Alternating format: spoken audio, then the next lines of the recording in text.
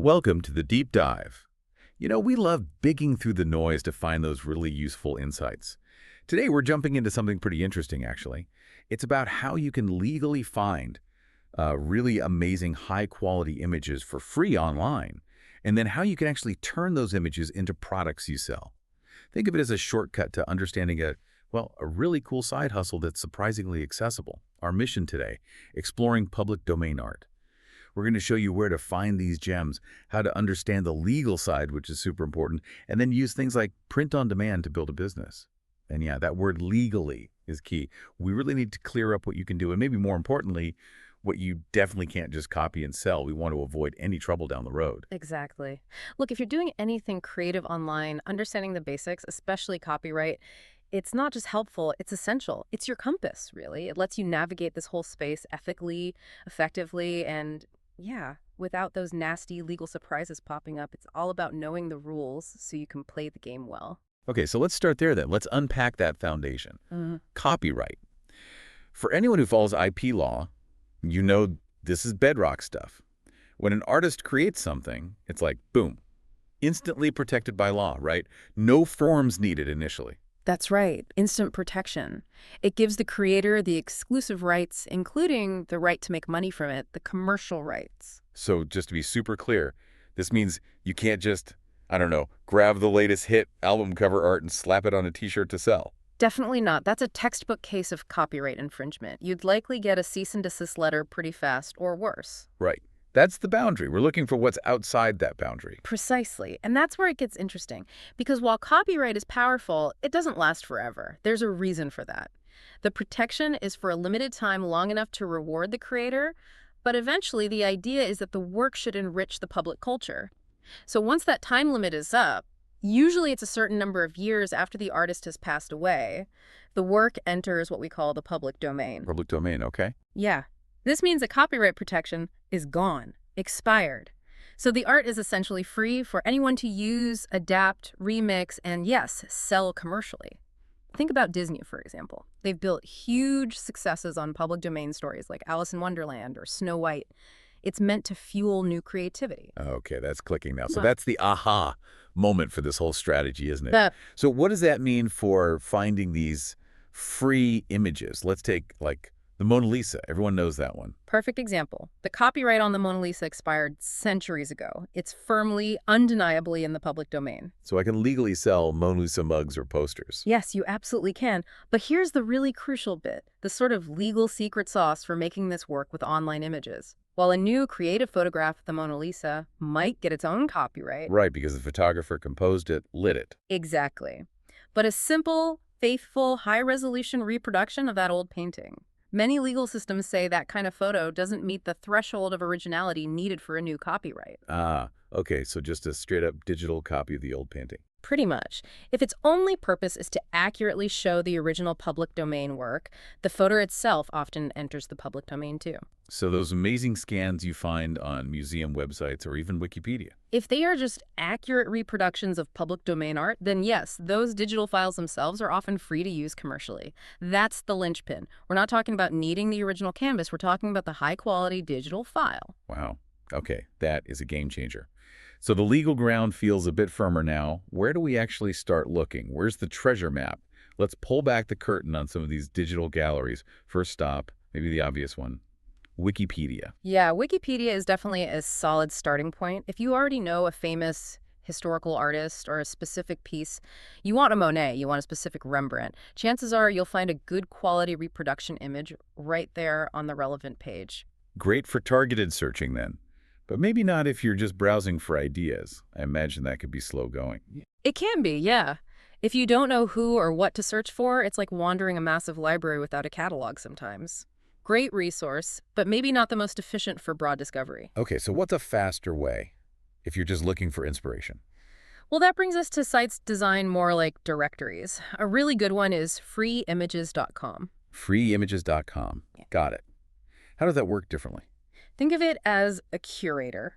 It actively finds and collects public domain images from various sources, including museums and libraries, and puts them in one searchable place. So you don't need an artist's name. You can go to their search, maybe filter by fine art, and then type in a theme like landscapes or portraits or botanical illustrations. Oh, nice. So if I wanted something with flowers for, say, a pillowcase design? Exactly. You'd filter for fine art, search flowers, and you'd likely get a whole bunch of amazing public domain paintings and drawings of flowers. And what's really useful is that it often links back to the original source, like the museum or Wikipedia page, so you can verify the public domain status and usually download different sizes, including high-res versions. It just speeds things up a lot. Okay, that sounds much more efficient for browsing. Yeah. Now, you mentioned another one, rawpixel.com, but you said there's a really important distinction there. Yes, absolutely critical. RawPixel is fantastic, but you have to understand they host two very different kinds of images with different rules. First, they have images created by their own contemporary artists. These usually come with what's called a royalty-free license. Royalty-free sounds good, right? Means free to use. Not exactly for our purpose here. While royalty-free means you don't pay ongoing fees, RawPixel's royalty-free license for their own artists' work often has restrictions. A big one is that you frequently cannot use those images on products you intend to sell. Like printing them on merchandise is often forbidden. Oh, wow. Okay, that's a major catch. It is. You absolutely must read the specific license details for every single image in their general collection if you're thinking about using it commercially on a product. Don't just assume royalty-free means do anything. Right, so what's the other part of RawPixel? The useful part for us. That's their dedicated public domain collection. There's usually a clear button or link in their menu that takes you straight there. These images are different. They're explicitly labeled with a public domain image license. They're generally very high resolution, often 300 dpi, which is perfect for printing. 300 dpi, that's the standard for good quality printing, yeah. So it won't look fuzzy. Exactly. Ensures sharp, professional results. And because these are truly public domain, they are free for you to use, adapt, and critically sell on products. Just make sure you're in that specific public domain section. The licenses are worlds apart. Okay, crystal clear. Always click the public domain button on RawPixel. Got it. And you mentioned one more source, maybe a surprising one. This one always gets a great reaction. The Metropolitan Museum of Art, the Met. Seriously, the actual museum. Yep. They've made over 400,000 digital images of artworks from their collection available under a CC0 license, which essentially means public domain. No rights reserved. 400,000. From the That's incredible. The quality must be amazing. It is world-class art. But here's my challenge, or maybe a tip. Don't just go for the super famous pieces everyone already knows. Try browsing for lesser-known works. Find something unique that might connect with a niche audience today. Think about specific hobbies or interests, maybe an old astronomical chart for space enthusiasts, or a detailed drawing of ancient tools for history buffs. Find that, oh, wow, I haven't seen that before. I love that. Find the hidden gems within the treasure trove. Is it easy to search the Met's collection? It sounds huge. It is huge, but they have good search filters. So say you want historical ocean paintings, maybe for people who love sailing or diving. You search ocean, then filter the results for object-type paintings or maybe prints. You can filter by date, culture, all sorts of things. Ah, okay, so you can really narrow it down. Definitely. And once you find something, there's usually a clear download button for a high-res image. Right-click, save. Simple as that. Okay, this is really starting to come together. We know the rules. We know where to look. Freeimages.com. RawPixel's public domain section, the Met. Now, let's talk about the money part. How do we actually turn this art into, assets? You mentioned print on demand. Let's use Redbubble as the example. What is it exactly? Right. Redbubble is a major player in the print on demand world. Basically, it's a platform where artists and designers can upload images for free. Redbubble then lets you place those designs onto a whole range of products. T-shirts, mugs, posters, phone cases, stickers, bags, you name it. And listing these products is also free. Free to upload, free to list products. Sounds good. What's the process like? Is it complicated? Actually, it's pretty straightforward. First, you create a free account on Redbubble. Okay. Then you upload your public domain image file, the one you found, and maybe even restored. You give it a good title, add relevant keywords or tags so people can find it when they search, like vintage flower print or Japanese samurai art. Exactly. Good tags are crucial for visibility. Then you write a little description. After that comes the fun part. Redbubble shows you mock-ups of your design on all their different products. You go through and enable the products where your design looks good. You can adjust the size, position, maybe change background colors on some items. So you curate how it appears on each thing. Precisely. Once you're happy, you save it. Redbubble automatically creates the product pages on their marketplace, handles the shopping cart, everything. Okay, but what about actually making and shipping the stuff? I don't have boxes of mugs sitting in my garage. Not at all. That's the beauty of print on demand. Redbubble only produces an item after a customer buys it. So someone orders your samurai poster. Redbubble, or one of their global printing partners, prints that single poster, packages it, and ships it directly to the customer. They handle payment processing, customer service for shipping issues, all of that. They take their cut for the blank product and their service. And they pay you the difference. Really? Your profit. Exactly. They pay you a commission or a royalty. It's totally hands-off for you once the design is uploaded. And the scale is significant. You mentioned the source said Redbubble paid out over $400 million to users last year. That's a lot of niche art finding buyers. That number is wild. Yeah. It really shows the potential. And it's not just Redbubble, right? You mentioned Etsy, too. Yeah, Etsy is another huge marketplace where people are definitely doing this. You see sellers offering print-on-demand items featuring public domain art. Think Van Gogh designs on phone cases or those botanical illustrations on tote bags. Often they integrate with print-on-demand fulfillment partners to handle the production and shipping, similar to Redbubble's model, but requires a bit more setup sometimes. So multiple avenues. But this brings up a really important point you touched on earlier. Ah, yes, the terms and conditions. It's crucial. While the art itself might be public domain and legal to sell, The platform might have its own rules. exactly. Each website, Redbubble, Etsy, any other, has its own terms of service. They might have specific rules about repetitive content, image quality, or even certain types of historical images. And these rules can change. So just because it's legal in principle doesn't mean it automatically complies with a specific platform's policies. Always, always read their terms before you invest time uploading. It's just smart practice. Okay, vital advice. Read the fine print on the platform. So let's say we're doing everything right legally, we found great art.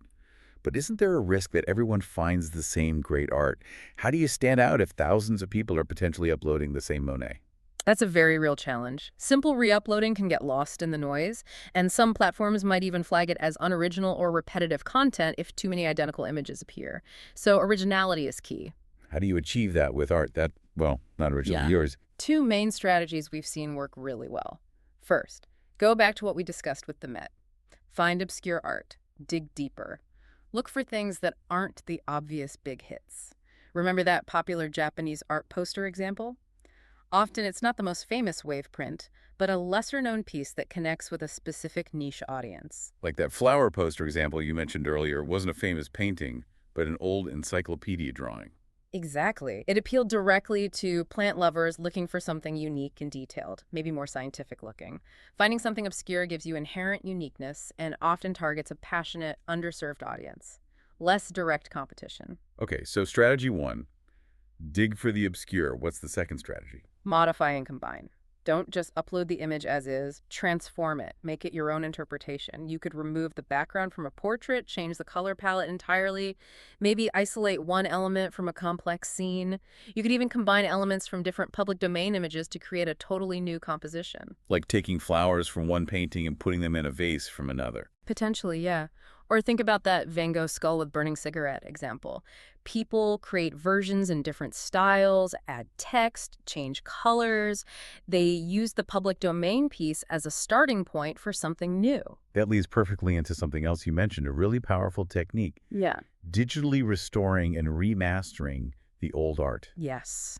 This is huge. So many public domain images online are scans of old books or photos of actual paintings that are faded, maybe discolored, have scratches or weird borders. They're not very appealing as is. Right, nobody wants a faded yellowish poster. Exactly. But you can fix that, often really easily and for free online. Okay, walk me through it. Use that Japanese samurai print example again. It's cool, but faded and has a border. What do we do? So you find a free online photo editor. There are loads of them, like the photo filters, one mentioned in the source, or others like Photopea or Canva. You upload the faded samurai picture. Okay, it's uploaded. First, look for an autocorrect or auto-enhance option for colors. Click that. Often, boom, the colors instantly look richer and more vibrant, closer to how they might have originally looked. Nice, one click. Then maybe find a sharpness tool. Just nudge it up slightly. It can make the lines crisper, the details pop without looking unnatural. Makes sense. Bring out the detail. And finally, use the crop tool. Drag the edges in to completely remove that ugly gray border, focusing just on the artwork itself. So, auto color, sharpen a bit, crop the border. And you're done. In probably less than a minute, using free online tools, you've taken a piece of public domain art that looked tired and unappealing, and you've remastered it into something crisp, vibrant, and desirable. You've added value, and you've created something subtly unique compared to the original scan. That's fantastic. And it sounds incredibly accessible. It really is. Anyone can do it. But how do I know if my newly restored, possibly obscure piece is actually unique out there? How do I check if someone else already did the same thing? Great question for checking your work. There's a tool called TinyEye. It's a reverse image search area. Reverse image search. So I upload my picture and it finds where else it appears online. Exactly. You upload your final image, your restored samurai, your modified floral design to TinyEye. It then scans billions of images online and shows you where visually similar images exist. So if you upload that famous Van Gogh skull, TinyEye will likely return thousands of results. It's everywhere. Okay. But if you upload your carefully restored obscure Japanese print, you might get only a handful of results, or maybe even none if you've modified it significantly. So it gives you a sense of how crowded the market is for that specific image. Precisely. It helps you gauge the uniqueness of your choice and your restoration efforts. It reinforces that principle of finding obscure pieces or making significant modifications to stand out. It's a great final check. Wow. What a journey we've covered. Seriously, from understanding copyright and the freedom of the public domain to finding these amazing images on sites like freeimages.com, RawPixel's public domain section, even the Met, then turning them into actual products using print on demand like Redbubble or Etsy.done, and finally making them unique by finding obscure stuff or restoring and remastering them using simple free tools, and even checking uniqueness with TinyEye. It feels like a complete roadmap. It really does lay out a viable path. So thinking about everything we've dug into today, what really stands out to you? What's the core takeaway? For me, I think it's just the sheer scale of this incredible library of historical art that's just sitting there, available for anyone to use. It's vast. And the fact that the tools to find it, restore it, and monetize it are so accessible now, it really does democratize this kind of creative entrepreneurship. Anyone can potentially bridge that gap between a masterpiece that's been gathering dust, digitally speaking, and a modern audience that might love it on a t-shirt or a print. It's like you get to be a digital curator, finding forgotten beauty and giving it new life. The real potential isn't just copying, it's about rediscovery, reinterpretation, and connecting history with today's niche interests, all powered by your own creativity and these readily available resources. It's an invitation, really, to see what forgotten treasures you can bring back into the light.